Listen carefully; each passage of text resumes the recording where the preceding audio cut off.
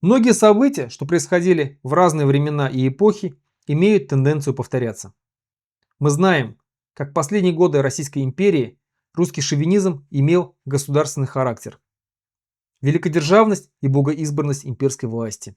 Шовинизм русского народа, который исходил уже из самого названия «великороссы». Черносотенские организации, еврейские погромы, ограничения мусульманских народов в их правах. Все это закономерно вылилось в империалистическую Первую мировую войну, которая похоронила под собой Российскую империю.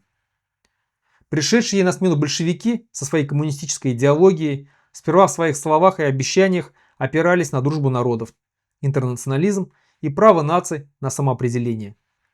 Но уже при реализации в самом усеченном виде права на самоопределение в виде образованных автономных и союзных республик, национальные элиты этих самых республик встречали на местах сопротивления со стороны кого?